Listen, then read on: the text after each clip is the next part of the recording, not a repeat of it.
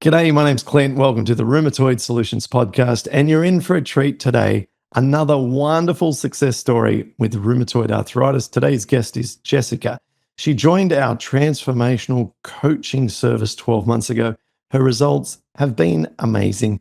She's going to share how she achieved all that she's achieved in the last 12 months, going through all the different aspects of her plan on this episode. Jessica, lovely to have you with us. Yeah, thanks, Clint. Lovely to be here. 12 months ago, you were in a bad way. I want you to tell us what was going on. Just give us like the worst, the laundry list compared to how you are today. Yeah, so 12 months ago, my left knee and both of my wrists were the main problem. My CRP was 53 back then, and I was taking methotrexate at, I believe, 12 milligrams. And then I was on Xeljanz 11 milligrams daily. Currently, my CRP is zero point 0.4. I've stopped taking the methotrexate. I'm still currently taking Xeljanz. And then both my wrists and my knee have significantly improved. Congratulations. What's it feel like to be able to reflect like that? I say it's amazing. I have my life back, right? I'm very thankful. I can move. I'm not waking up worrying about if I'm going to be in pain. I'm able to start my day. It's very rewarding. You've put a lot of work in, and this is not the first time that you and I have seen each other on a Zoom call. Now, because you've been working with us for that length of time, we have really been through this journey a lot together. I've seen you on, gosh, dozens upon dozens of calls, listening to your progress over this time. So I know what you've done in detail. So I want you to share with us in detail to the group, to our audience watching or listening, what you did. Let's start with your diet and talk about changes you made on that front, and as much detail as you wish to share, what you've done compared to what it used to look like. Yeah, so prior to joining the program, I was a meat eater, then I transitioned to vegetarian. And then since joining the program, I've been focused on just the diet that Clint recommends for us. So plant-based, no oils, no dairy. And I've noticed that has been such a significant impact. I follow the oats for breakfast. I have green smoothies every day for breakfast, which personally I think those have made a tremendous impact. Getting those greens into your system, the antioxidants that go with that. Because I noticed when I stopped doing that, I didn't feel as good. So recommend the smoothies. What I put in mine, I will put bananas, pineapple, some ginger, spinach, and coconut water. Um, and then for lunch, I usually do sorts of veggies, rice. Sometimes I'll add a salad in there. I eat oranges with every meal as well. I forgot to mention that. Even dinner. And then not only with the diet, I'm also following the supplements that you, Clint, have recommended. I make sure I'm taking those daily, the grapeseed extract with every meal. I'll do the turmeric and probiotic twice a day, but that works for me. Um, so overall, like the diet has really made a significant impact. Awesome. Now, what um so how quickly did you notice results when you shifted from your past diet onto that? I know we're talking 12 months ago, but we want to condense all this information to be as useful as possible. How quickly did you notice improvements to symptoms with the foods? Or is it hard to tell because of your other strategies that you put in place as well, like, for example, with your gym? Or did you notice the foods really played a big impact, and how quickly? Both. I would say with the food itself, it probably took a month or so for my symptoms to, appropriately respond to that. But I also think the gym also enhanced how soon I felt the relief because I was going to the gym every day. I still go to the gym every day. I focus on utilizing the exercises, Clint, that you recommend, but also doing my own research and my experience with the gym as well. I definitely focus on strength training and really trying to become stronger at the gym. I've noticed having more muscle makes me feel better. Like my body feels a lot better. I feel stronger. I feel healthier. My knee responded very quickly to the workouts that Clint recommended. I know he's highly recommends the bike, but I was focusing more on the Bulgarian split squats. I felt like that served my best interest. I still do them to this day. My weights are very heavy compared to where I started. I also do various exercises still on that program, but I incorporate more weight. And I think that has a lot to do with my success. I want to shift into a deeper discussion around gym Mhm. next, but before we let go of diet as a topic completely, does your diet now have enough calories, protein, diversity to fuel your workouts, give you joy, and feel like something you could do for the rest of your life? Absolutely. Could you elaborate for people who feel that this area is the one that they would be worried about in terms of giving up maybe their steak for protein? I mean, how, for example, how's your muscle mass? How's your strength progression? And all being fueled by these foods. People say, how's that possible? You know? Yeah, I feel like I have more energy being on this diet just in general. I don't get bloated. I'm not as fatigued from the diet. I also I mean sleep, that's important too as part of the diet as well, making sure your digestive system's working. Um, I'm also focusing on my movement too. I tend to get 10,000 steps a day. You know, that's something I'm actively working on, and I notice that benefits my digestive system.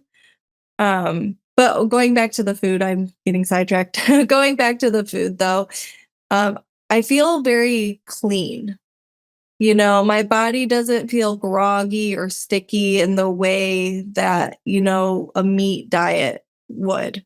It makes me feel clogged, it makes me feel bloated.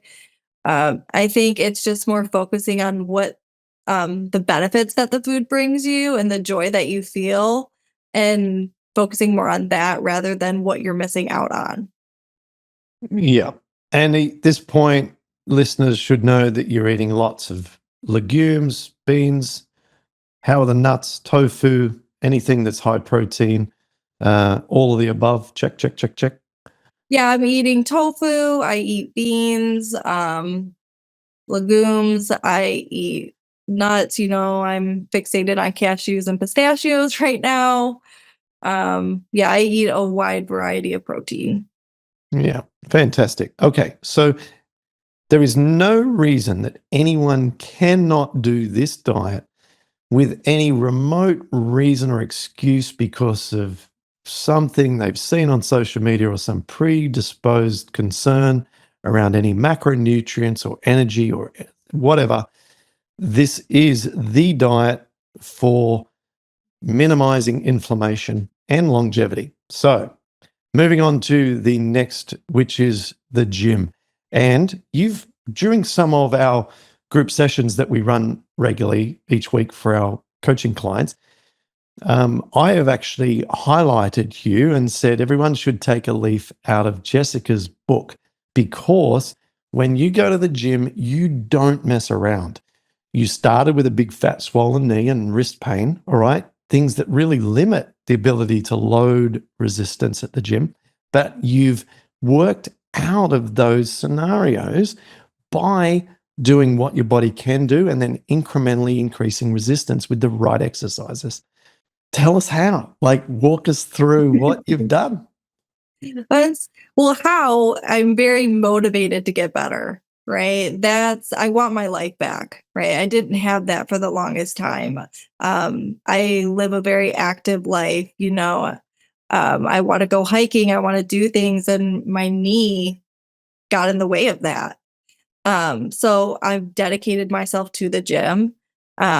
I have maybe about 4 to 5 different exercises for certain muscles, for example, like my quads, my hamstrings, you know, certain leg workouts, you know, 4 to 5 different shoulder workouts, 4 to 5 different back workouts. And I mix those up in my routine. So, like, for example, on Mondays, I'm focusing on back and biceps. The second day, I'm focusing on hamstrings and quads, or I'm sorry, hamstrings and glutes. And then the third day, I'm focusing on shoulders and triceps. And then the fourth day is quads and glutes. And then I also go to Bikram yoga. I forgot to mention that as well. Bikram yoga is once a week as well. That is amazing stretching, that has helped my knee, that has helped my wrists. So I put a lot of effort into the physical fitness. Love it. Um, you know, it's so tempting for me over the years to say that the physical therapy is more valuable than the diet. It's so close. It's neck and neck. It's 50-50. And all these studies coming out in the last few years around myokines, which is these molecules that get released from our muscular system when they are contracted under resistance, which are highly anti-inflammatory and interact to create a better microbiome. So this is an area of research that's so exciting to me, which validates what we've seen anecdotally for the last 14 years since I started this business, is that those who get stronger get better. And if you look at an extreme case of this, we did an interview many years ago with a bodybuilder who is like legit competition level bodybuilder, who finds that when he stops going to the gym, his symptoms come back because he's not on any meds and he just eats whatever he wants. Well, he eats clean by bodybuilding standards. And so we know that what you're doing scientifically has phenomenal anti-inflammatory benefits. And so we must get stronger. We must be disciplined and have a habit of exercise. And this enables the food reintroductions to be easier. It enables us to fuel our workouts and build more muscle better. It keeps us happier. It just cannot say more about resistance style workouts. And that you add a 1 weekly Bikram on top of that, and you're like, boom, forget about it. Jessica's just got the formula. Yeah, the Bikram, that kinda sets it over. You know, it's really good stretching and the sweating. I also think the sweating is a big part of it, releasing all of that stress, the tension, all the toxicity in your body. That was one thing I should have mentioned too. I have a gym that has a sauna, and after my workouts, I typically sit in the sauna for about 10 to 15 minutes to relax and kinda decompress and let myself sweat. How good is that? That's brilliant. All right, next. Um, I want to ask you about your moods, your disposition. I guess your nervous system is the sort of the headline of this. How are you with regards to your thoughts that you sit in, your view of the future, happiness, that sort of aspect of this journey? Yeah, I feel like I'm at a very complacent like place in my life. I have a lot of peace right now. Um, yes, do I get anxious and does work stress me out? Of course, I'm human. But ultimately, I think working out and finding coping skills that really help make me feel less stressed are a huge benefit. I don't think I would have had the success I would have if I didn't have like any regulation on my stress. Um, because when I'm stressed, I notice that, you know, I'm more prone to have a flare up or I'm more like my mood just changes, right? My mood impacts my body. And so I've been very mindful of that. Bikram yoga has also taught me how to focus on my breathing. And I think that has helped me stay mindful and connect with my body so I can listen to it more to know what I need to change. So if it is my mood, I can fix that. Okay, so you mentioned the yoga. What can I just get specific around? What do you think is the fastest and most effective way for you to reduce stress? And if it is yoga, what outside of yoga, because that's not accessible to some people, maybe they don't have a Mhm. studio near them, what else is more accessible that also helps? Laughing and talking to a good friend or talking to somebody that brings you joy.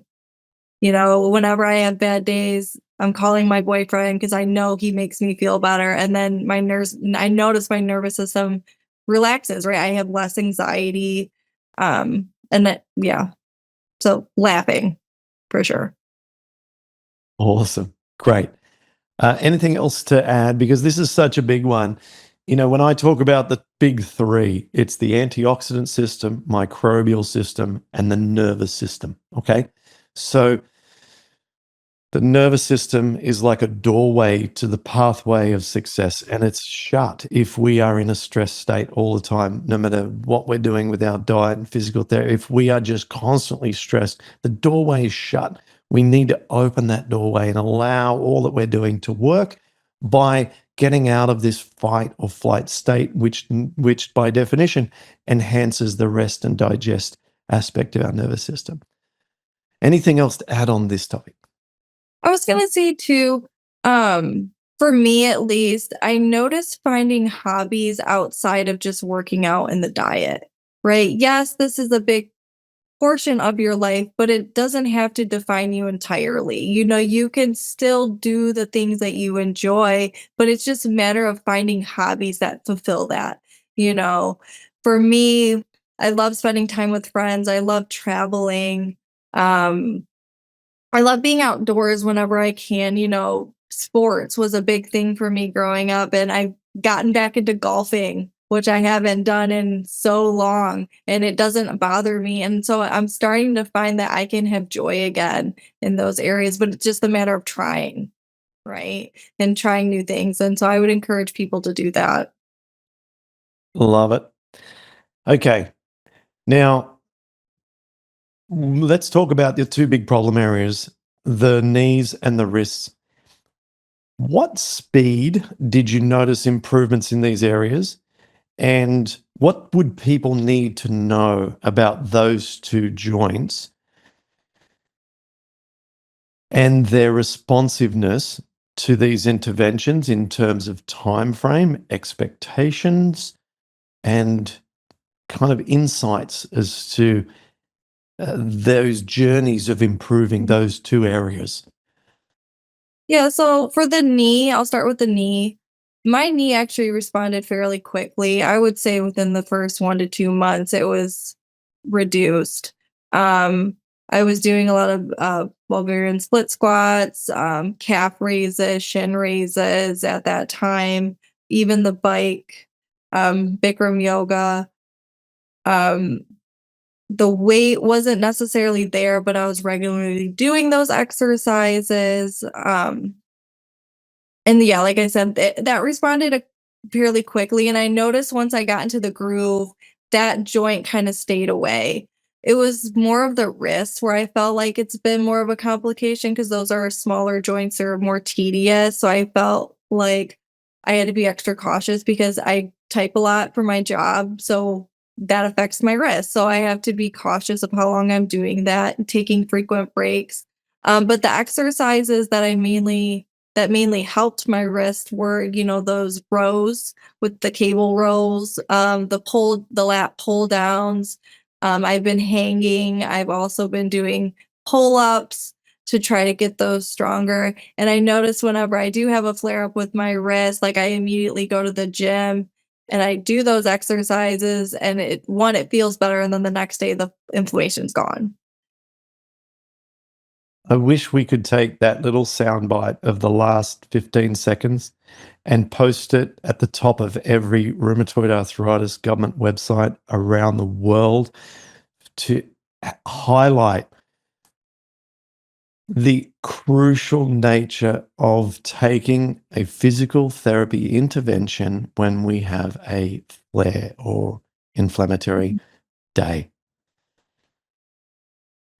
If only everyone knew this, and if you're listening or watching right now, I want you to take this, if it's the only thing you've taken out of this conversation, when there is an inflammatory event, we need to engage that area of the body in a sensible, safe way through physical therapy, and it will settle that inflammation down.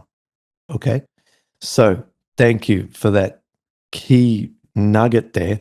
And then if we do that consistently and the resistance that we're using through that safe exercise increases, the likelihood of symptoms coming to that joint goes down. So you build resilience and insurance into each joint in this manner.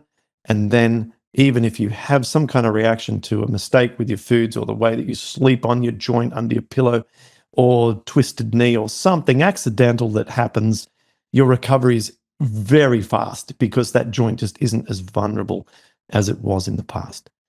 So thank you, Jess. That's the kind of nuggets I was looking for in that section. Let's talk about how you got off the medication, in particular 12.5 milligram of methotrexate. Jessica, tell the group, how long have you been taking methotrexate? Too long. 11 years. Since I was 17. I am almost 29. You've been taking methotrexate for 11 years. Yes. Yeah, I've been taking methotrexate for 11 years at the highest dose. Um, Once I started joining the program, that was one of the first medications Clinton and I talked about, like reducing because it is so nasty. You feel sick on it, you feel tired, and no one wants to feel like that. So I would say after 6 months of being on the program, when we figured out my CRP was relatively stable and it was staying stable, that's when we started tapering. So I would go down like about 2.5 milligrams and do that for like every 2 to 3 months. And then I would check in with my doctor. Okay, levels are still looking good. So I continued to taper. So wanted to say I started that journey probably in October of 2024. And then I stopped taking it in March completely. And then I've been off of it since. I haven't had any issues. And C-reactive protein remains at 0.6, Point 4. 0.4. I mean, forget about it. Like, it cannot get lower than that. I think the measurement can only get to around 0.4. It might be able to get to 0.3. So I did have some measurements of point 2. okay, all right. So you've got a nice lab there that you're working with pathology. So okay, amazing, right? You've got the Xeljanz left. You're taking just the Xeljanz. Now, your doctor and you've had a chat about this. You and I have had a chat about this. Naturally, everyone, none of this is medical advice. We're just chatting about Jessica's story. Jessica, myself, her doctor, all involved in communication around her drug treatment plan. And there's no surprises here. It's all just legitimate talking through the right channels with her medical professional. Okay. The next challenge, if you like, or the next mission is to talk about a Xeljanz taper. This is something that's quite new to her rheumatologist. This isn't something that, rheumatologists see very often, which is patients getting so well and having such perfect blood work, being so physically strong and having so little symptoms, they just come off drugs, because what we do is just so like different planet compared to what happens in your day-to-day rheumatology clinic, where patients show up trying to survive, lily pad hopping from drug to drug, trying to manage their symptoms whilst progression continues to occur, and it's more imaging and it's more trialing of different drugs and some steroids to mop up the pain and the meloxicams. And I mean, the anomaly word doesn't even just sort of do justice to the sort of pathway that you're on. Hence, trying to taper something like Xeljanz is very unusual. Do you want to go down that path if you can? And why would be some reasons why? Of course, I want to go on that path. Is that even a question? Um, I just don't want to be on medication if I don't have to. And also, I'm so young. I want to have a family one day. And unfortunately, with the medication, I wouldn't be able to. So I have goals in my future and I want to live the life I want to live. I don't want to be controlled by this disease. So I'm taking my life back. Yeah, love it. Okay, and you and I spoke offline around the strategies around how to taper the Xeljanz. We haven't rolled that plan out yet, so um, I think you know it's phenomenal how far you've come in 12 months. Those big swollen knees are no joke. These take a long time to get the swelling out, build strength around it. Then comes range of motion, and then continually building more and more insurance. The wrist, as you said, a little bit more troubleshooting involved as you go through this because they're so easily irritated. You've got those things under control. You've got your symptoms down to nothing. And then you've got off methotrexate, still nothing. Okay. There's no reason why you can't shoot for the moon. Yeah. I mean, even just hearing you say all that too, it makes me teary-eyed because I'm proud of myself and I never thought I could be, right? I never thought this could be my life. So I'm very grateful. Mm. When we achieve things like this, it completely diminishes the s- like the achievements in other areas of life. This has such a greater impact on your future than whether or not you get like, I don't know, the promotion at work or something. Comparatively, this is what matters. Absolutely. 100%.